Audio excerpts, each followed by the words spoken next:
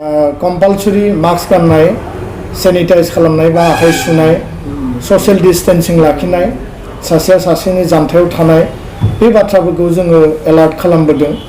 आरो नैबे नैथि खेबनि सेकेन्ड वेव जि कर'ना भाइरास बा कोविड-19 बे जोबोद गिख्रंथाव आरो बे गिख्रंथाव जि महामारी बे महामारिया थांनाय गिबि खेबनि जि कोविड-19 मोन बेनि थैनायनि अनजिमाया खममोन नाथाय नैथि खेबनि आथिखालाव सोलिबाय थानाय कोविड-19 नि जि थैनायनि अनजिमा बे जोबोद बांदों बा सानफ्रोमबो थैनायनि अनजिमाया बारायगासिनो दङ। दा बेखायनो बे पेन्डेमिक सिचुएशनखौ जोङो गैया खालामनो थाखाय बा पेन्डेमिक सिचुएशनखौ ओभारकाम खालामनो थाखाय जोङो बयबो सांग्रां जानानै हाबाफारि लानांगोन। आथिखालाव भेक्सिनेशन सोलिगासिनो दङ आसामाव भारत नाङै आरो 18 बोसोरनि गोजौनि जेसेबां जोंनि सुबुंफोर दङ साफ्रोमबो कम्पालसरि भेक्सिन लायोब्ला जोंनि इमिउनिटि सिस्टेमखौ जोङो जुदि गोख्रों खालामना लानो हायोब्ला जोङो कोविड-19 बा कर'नानिफ्राय जोङो गावखौनो रैखा खालामनो हागोन बा जोङो कोविडजों जुजिनायाव जोंनि देहाया बा जोंनि इमिउनिटिया जेसेबां स्ट्रेंथ थानांगौ बेयाव जुजिनो थाखाय जोङो जुजिनानै जोङो साक्सेस जानो हागोन होननानै आं सानो। दा बेखायनो दुलाराय बर' फरायसा आफादा जों सानदों फैबाय थानाय समाव बे कोविडजों जुजिनो थाखाय माखासे आरो गोबां हाबाफारि लानाय जादों आरो बेयाव कोविड केयार भलन्टियार माखासे जोङो दायो साखाफारा खालामनो थाखाय जों थिक खालामदों। बिनि गेजेरजों जोङो मोनसे टारगेट लानानै हाबाफारि मावनो थाखाय थिक खालामदों। जिल्ला प्रशासन, डिस्ट्रिक्ट एडमिनिस्ट्रेशन, हेल्थ डिपार्टमेन्ट आरो जिखिनि दङ जे बिटिआर सरकार आसाम सरकार जेब्लानो भलन्टियारि जोंनिफ्राय हेल्प नांगौ जायो फ्रन्टलाइन वार्कार हिसाबै डक्टर, नार्स, पुलिस बा जायफोर दङ बिथांमोना हाबा मावगासिनो दङ नाथाय जोङो सेकेन्ड लाइन माने भलन्टियारि वार्कार हिसाबै जों एसेस खालामनो हायो आरो बेखायनो जोंनि मोनसे भिसिडिसिआ बा पन्सायतआ मोनसे ब्लकआ मोनसे जिल्लाया कोविड फ्रि जुदि जायोब्ला बा कोविडनिफ्राय जोङो उदां जायोब्ला मोनसे पन्सायत मोनसे वार्ड मोनसे भिसिडिसि माने जोङो मोनसे ब्लकखौ कोविड फ्रि खालामनो हागोन डिस्ट्रिक्टखौ खालामनो हागोन आरो बिनि उनाव मोनसे डिस्ट्रिक्टनिफ्राय जुदि 15टा डिस्ट्रिक्ट 20टा डिस्ट्रिक्टआ आसामाव जुदि कोविड फ्रि जायोब्ला होमबानिया जोङो बे कोविडखौ जोङो गैया खालामनायाव जोङो साक्सेसफुल जागोन होननानै आं सानो। दा बेखायनो रायजो राजाफोरा जि स्टेन्डार्ड अपारेटिं जि प्रसिडिउर दङ SOP गभर्नमेन्टआ जि गाइडलाइन खानानै होदों बे गासैबो गाइडलाइनखौ मानिनांगोन।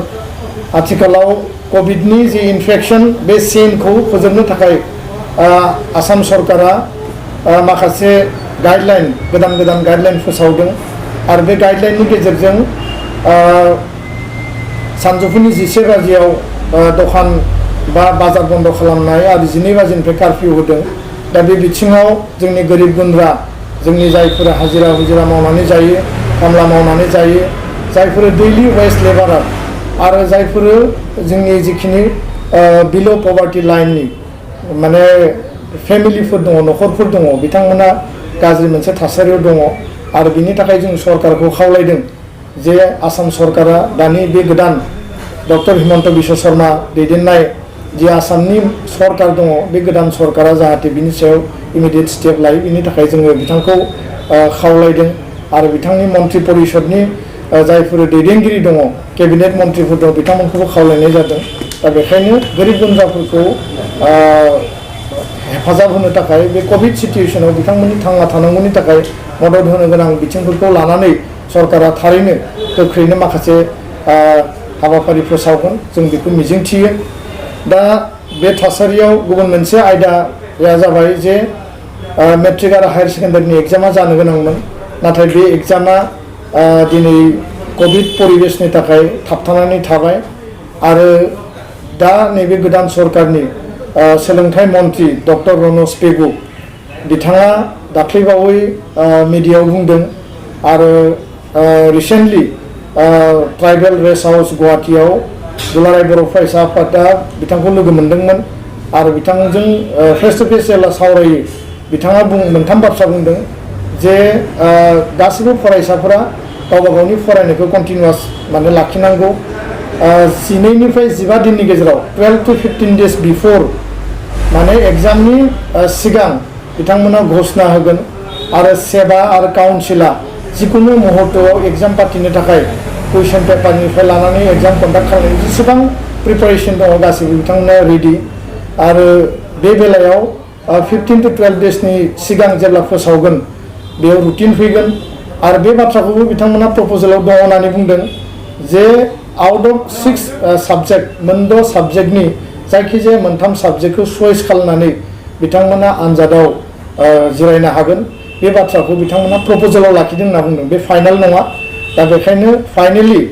सेबा काउन्सिल एडुकेशन डिपार्टमेन्ट आरो एडुकेशन मिनिस्टार सोलोंथाइ मन्थ्रि बिथांमोना सावरायनायनि गेजेराव आसाम सरकारा डिसिसन लागोन आं बेखायनो साफ्रोमबो फरायसा फरायसुलि बिथांमोनखौ खावलायो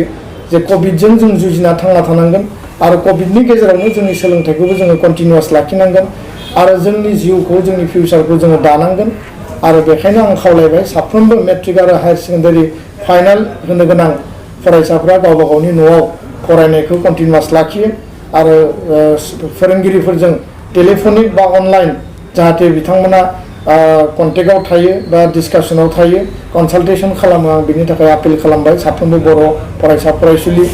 बिथांमोना आरो गार्जेनफोरखौबो आं खावलायदों जे गावबा गावनि गथ' गथायखौ बे थासारियाव फरायनो मटिभेसन होनांगोन थुलुंगा होनांगोन आरो बिथांमोननो सम आरो सुजुग दिहुननानै होनांगोन बिनि अनगायैबो दिनै स्कुल कलेज इउनिभार्सिटि गासैबो बन्द जानानै दङ आरो इउनिभार्सिटि लेभेल आन्डार ग्रेजुवेट लेभेलनि एग्जामाबो बन्द जानानै थाबाय फारसेथिं स्कुल कलेज गासैबो क्लोज डाउन जानानै दङ बेबायदि परिबेसाव न'आव थानानैनो गावखौ सेफ लाखिनानै गावनि जिउखौ रैखा खालामनानै गावबा गावनि स्टाडिखौ कन्टिनिउवासलि लाखिनो थाखाय आङो साफ्रोमबो बर' फरायसा फरायसुलि आरो गार्जेन आरो जोंनि फोरोंगिरिफोरखौ गामि ओनसोलाव एसे एनै जोंनि फरायसा फरायसुलिफोरखौ स्टेन्डार्ड अपारेटिं प्रसिडिउर SOP गाइडलाइनखौ मेनटेन खालामनानै खबर लानायनि थाखाय आङो खावलायदों अफलाइन बिथांमोननो होमवर्क होनो हायो नामा बा खौरां लानो हायो नामा बा गामियाव थांनानै सानै साथाम साबा स्टुडेन्टखौ लिंनानै बिथांमोना गामिनि फोरोंगिरिया गामिनि स्टुडेन्टखौनो जुदि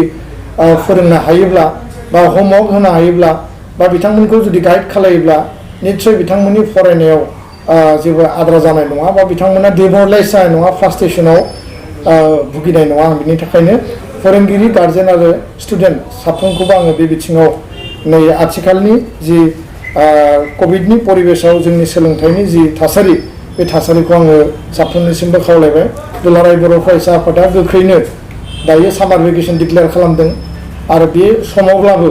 जोङो साननैसोनि उनाव क्लास 9 आरो 10 स्पेसियेलि जोङो अनलाइन क्लासखौ जेसेबांसिम साक्सेसफुल जायो इफेक्टिभ जायो 100% नङाब्लाबो जिखिनि हायो अनलाइन जों खालामगोन आरो अफलाइन मडनि थाखाय आदार मोनसे जोङो सिस्टेम बा जोङो बेबस्था जों खालामगोन गुबुन फारसे थार्ड जि मेटार बे मेटारा जाबाय जे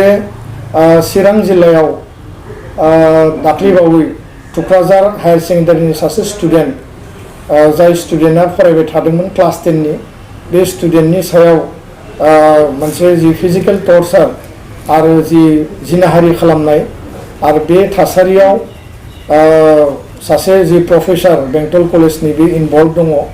आरो दिनै पुलिसनि आरो गासैबो तदन्तनि उनाव आरो जाय एक्युज जाय दायनिगिरि बिथाङाबो बेखौ कनफेस खालामबाय जे बिथाङा बे गाज्रि खामानिखौ मावदोंमोन आरो दिनै बिथांखौ एरेस्ट खालामनाय जाबाय जेलाव हरनाय जाबाय दुलाराय बर' फरायसा आफाद आरो चिरां जिल्ला एबसु बिथांमोना दिनै बिनि सायाव हाबा मावगासिनो दङ दुलाराय बर' फरायसा आफादा दिनै बिनि सायाव स्ट्रंलि जोङो कन्डेम खालामो बे घटनाखौ लानानै आरो जाय दायनिगिरि बे दायनिगिरिखौ जाहाथे स्ट्रिंजेन्ट एक्सन माने बिनि सायाव गोख्रों राहा लायो आरो फास्ट ट्रेक जि जाजमेन्ट आरो कर्टआव लांनानै बिथांनि बे केसखौ आरो बे भिक्टिमा जि परियालाव दिनै थैनो गोनां जाबाय जाय जोंनि फरायसुलिया गावनि ब्राइट फिउचारखौ नागारनानै बे इन्सिडेन्टनि थाखाय सुइसाइड खालामनानै लानो गोनां जाबाय बे न'खरनिसिम आङो दाहा बावदों आरो लोगोसे बेबायदि थासारिया जाहाथे उनाव जाया बे घटनाखौ लानानै जिखिनि थासारि सृष्टि जाबाय बिनि सायाव दायनिगिरिनि सायाव गोख्रों एक्सना जागोन आरो दुलाराय बर' फरायसा आफादा बिनि सायाव फल' आप खालामगोन आङो खावलायगोन साफ्रोमबो गार्जेन साफ्रोमबो बिमा बिफा आरो जोंनि माने जायफोर गोरों व्यक्ति बिथांमोना बेफोरबायदि थासारिया जाहाथे जाया आरो बे थासारिफोरखौ जोङो एरायनानै सोलिनो हानाय बा गैया खालामनो हानाय जोङो हाबाफारिखौ मावनांगोन। दा बेखायनो जोंनि साफ्रोमबो फरायसुला फरायसुलि बिथांमोना कनसियास जानांगोन, सिनसियार जानांगोन। जायखिजाया थासारिखौ नों फेस खालायोब्ला नोंनि सिनियरनो, नोंनि बिमा बिफानो, नोंनि गार्जेननो जोङो थारैनो खिन्थानानै ला। जिउ फोजोबनाया जोंनि मोजां बे लामा नङा। जायखिजाया थासारिनिनो अल्टारनेटिभ बेबस्था थायो, मोजां लामा थायो आरो बेखौ जोङो थिग खालामनानैबो थांनो हायो। दायनिगिरिया जिखि थासारियावनो दाय खालाया मानो बे साजा मोनगोन, आयेन बादियै साजा मोनगोन। नाथाय गावबा गावनि जिउखौ जाहाथे इयुनाव बेबायदि थासारि फैयोब्ला जोङो फोजोबना लानो गोनां जाया। बेखायनो आङो गुरैयै दुलाराय बर' फरायसा आफादनिफ्राय साफ्रोमबो जोंनि फरायसा फरायसुलि बर' हारिनि साफ्रोमबो सुबुंखौ आङो आपिल खालामगोन, खावलायगोन गुरैयै जे बेबायदि थासारिखौ जोङो जाहाथे खोमानानै लानो गोनां जाया। जोङो सासे ब्राइट स्टुडेन्ट बा सासे जोंनि बिनानावखौ जोङो दिनै खोमाना लानो गोनां जाबाय आरो बेखौ जोङो सिगाङावनो मिथियोमोनब्ला थारैनो जोङो बिनि जिउखौ रैखा खालामनो हागौमोन। ब्रैथि मेटाराव आङो बुंनो नागिरदों जे सरकार गोदान जानायनि उनाव दिनै बिटिआर सरकार, आसाम सरकार, दुलाराय बर' फरायसा आफाद आरो एकर्ड इमप्लिमेन्टेसननि जि जोंहा टीम दङ, जायफोर सिगनेटरि दङ, जोङो ज' लोगो नांनानै बिटिआर सुक्तिनि आद्रा थानाय गासैबो दफाफोरखौ फारि फारि मावफुंनो थाखाय जोङो हाबाफारि लागासिनो दङ। दिनै गोबां फोरोंगिरिफ्रा टेलिफनिक खबर लाहरदों दुलाराय बर' फरायसा आफादनि मावथि दैदेनगिरि मिरुनि जिल्लानि दखरानि जे स्कुल प्रभिन्सियेलाइजेसना माब्ला जागोन बे मेटारखौ लानानै बयबो कुइसन खालामदों। आं बे बेलायाव जोंनि जायफोर भेन्सार स्कुलनि फोरोंगिरि, प्रिन्सिपाल बा हेडमास्टार बिथांमोननो स्पष्टयै आं बुंनो नागिरो जे दफायाव 6.3 जि स्कुल प्रभिन्सियेलाइजेसननि जि दफा दङ, बिटिआरआव थानाय गासैबो बर' मिडियाम आरो गुबुन मिडियाम, बिटिआरनि बायजोआव थानाय गासैबो बर' मिडियाम बे स्कुलखौ 100% प्रभिन्सियेलाइज खालामनो थाखाय आरसिजेनि दैदेननायाव मोनसे कमिटि दादों आरो बेयाव director of Bodo' medium and tribal language, आसामनि जि डिरेक्टर, बिटिआरनि जि डाइरेक्टर अफ इडुकेसन, बे मोनसे कमिटि दङ आरो बे कमिटिया हाबा मावगासिनो। थांनाय समनि सरकाराव दानि आसामनि चिफ मिनिस्टार हिमन्त बिश्व शर्मा बिथांनि सोलोंथाइ मन्थ्रि थानायावनो नैबे कमिटिया दुलाराय बर' फरायसा आफादजों रायज्लायनानै फाइनाल जि प्रभिन्सियेलाइजेसन प्रसेसनि जि प्रसिडिउर बा माइनुट्स मोनसे गाइडलाइन दिहुननानै हाबा मावनायनि थाखाय मोनसे ड्राफ्ट खालामबाय आरो बे माइनुट्सआ अलमस्ट फाइनाल स्टेजाव दङ। दा गोदानै नैबे सरकाराव जोङो नैबे कभिड परिबेसा जोबनायनि उनाव सोलोंथाइ मन्थ्रिखौ जों बुंदों जे जोंनि डाइरेक्टरेटखौ जों स्ट्रं खालामनांगोन, बेखौ जोङो आपग्रेड खालामनांगोन आरो फारसेथिं स्कुल प्रभिन्सियेलाइजेसनखौ जोङो मावफुंनांगोन। दा बेखायनो स्कुल प्रभिन्सियेलाइजेसननि बेलायाव कभिड परिबेसा जोबनायनि लोगो लोगो कमिटिया जिरायगोन, सोलोंथाइ मन्थ्रिया जोंजों जिरायगोन आरो बिनि लोगो लोगोनो जोङो स्कुल प्रभिन्सियेलाइजेसननि जे खामानि दङ बे गासैबो खामानिफोरखौ फारि फारि मावनाय जागोन। फोरोंगिरिफ्रा एसे धैर्य हमथ', फोरोंगिरिफ्रा एसे गोसोखौ हमथानानै साननैसो थाथ' आरो जेब्लानो जों गोनां जायो नोंथांमोननि डाटा, नोंथांमोननि डकुमेन्टस जिहेतु डिरेक्टर अफिसाव होनाय दंखायो, जोङो बेबायदिनो बे हाबाफारिफोरखौ एकर्डनि दफा स्पिरिटखौ जोङो मावफुंनायनि बेलायाव जोङो गोसो गोरबोजों जों हाबा मावगोन जाहाथे मोनफ्रोमबो स्कुलखौ जोङो लांनो हायो बा मोनफ्रोमबो स्कुला प्रभिन्सियेलाइजेसननि आवथायाव जाहाथे फैनो हायो। गुबुन फारसेथिङै एकर्ड इमप्लिमेन्टेसनखौ लानानै दुलाराय बर' फरायसा आफादा थांनाय सानथामनि सिगां मानासनि बासबारि फरेस्ट आइबियाव जों जिरायदों आरो बे जिरायनायाव बिटिआरनि मानगोनां चिफ, डेपुटि चिफ, आसामनि गोदानै थिसनजानाय मानगोनां मन्थ्रि बर'नि गेजेराव आरो लोगोसेनो 6 गोदानै देरहासारनाय जि एमएलए, फारसेथिं नोङो एकर्ड सिगनेटरि एनडिएफबिनि मोनब्रैबो हान्जानि एकर्ड सिगनेटरि आरो बे हान्जानि दैदेनगिरि बिथांमोना बाहागो लादों आरो बे बाहागो लानायनि गेजेरजों एकर्डआव थानाय जोंहा बाउन्डारि एक्सटेनसननि हाबा मावनो गोनां दङ। बाउन्डारि कमिसना बेखौ मावगासिनो दङ। अलरेडि बिनि गामि लिस्टिं खालामनाय, पपुलेसन डाटा दिहुननाय बे जानानै थांबाय। दा जोङो उइदिन 6 मान्थ बे हाबाफारिफोरखौ कभिडनि थासारिया जुदि जोंखौ जेंनायाव खोख्लैयाब्ला जों हाबाखौ मावनो हागोन। गुबुन फारसेथिं बर' कसारि काउन्सिलखौ जोङो स्ट्रं खालामनांगौ। बेयाव नोङो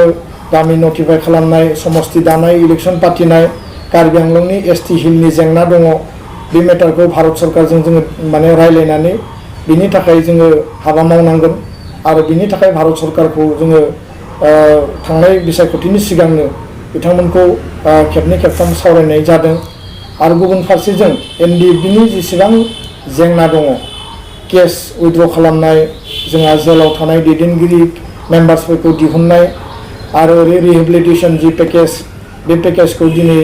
खावसेयाल' मोनदों गोबाङानो मोनाखै भेरिफिकेसन सोलिगासिनो दङ फारसेथिंजाय नोङो मार्टियार फेमिलिनो एक्सग्रेसिया होनांगौ आरो जोङो गेजेर गेजेर सम सम खोनानो मोन्दों NDFBनि बारग' दैदेनगिरि बा जोंनि मेम्बार्सफोरखौ प्रशासननिफ्राय पुलिस बिफाननिफ्राय बिथांमोनखौ डिस्टार्ब खालामदों माब्लाबा बिथांमोनखौ लेंहरदों माब्लाबा बिथांमोनखौ माने गाज्रि बेबहार खालामदों बेबायदि जोङो माखासे रिपर्ट जों मोनबाय थादों बे बिथिङाव जोङो BTRनि IGP आसामनि जोङो DGP गासैबो बे लेभेलनि जि प्रशासनिक लेभेलनि माने दैदेनगिरिफोर दङ सामलायगिरिफोर दङ बिथांमोनखौ जोङो खावलायदों आरो जाहाथे कुनु NDFB जोंनि एक्स मेम्बार्सफोरखौ जाहाथे बिथांमोना बेबायदि बेबहार खालाया बेबायदि डिस्टार्ब खालामा जुदि बेबायदि जादोंब्ला बियो सोंखारिथाव आरो बेखौ लानानै दुलाराय बर' फरायसा आफादा इयुननि समाव जोङो सरकारखौ जोङो नारसिनगोन गासैबो जोंनि बिग्रायारि बारग' दैदेनगिरिफ्रा बर' हारिनि जोहोलाव जोहोलावजो बिथांमोना मान मर्यादानि गेजेरजों थांना थानो मोननांगौ आरो बिथांमोननो जिखिनि अनसुंथाइनि एकर्डआव लिरनाय दङ बेखौ गोख्रैनो मोननांगौ आरो बे बेलायाव बिथांमोना जाहाथे कुनु खस्थ' गैयालासिनो गावबा गावनि थांना थानायाव गावखौ दैदेननायाव बे अनसुंथाइखौ मोननायनि गेजेरजों मान मर्यादानि गेजेरजों समाजनि सासे जोंनि आंगो बर' फिसा हिसाबै जाहाथे जिउ खुंनो हायो बे बिथिङाव सरकारा जिखिनि खामानि मावनो गोनां दङ एकर्डआव जिखिनि लिरनाय दङ बे गासैखौबो मावनो गोनां माने दङ होननानै आङो सानो दा बेखायनो आङो दिनै बे समाव कभिडनि समाव जोङो बयबो जुजिनानै थांना थानांगोन आरो कभिड थासारिखौ जोङो नेवसिनानैब्लाबो जोंनि मावनो गोनां गासैबो हाबाफारिखौ जोङो फारि फारि मावनांगोन आरो जोङो कभिड सिचुवेसनखौ जोङो देरहासार जानो थाखाय बयबो सांग्रां जानांगोन बयबो साखोन सिखोन थानांगोन बयबो रैखाथि गोनां जोङो गावखौनो जोङो लाखिनो थाखाय जोथोन लानांगोन गोजोन्थों थेंक इउ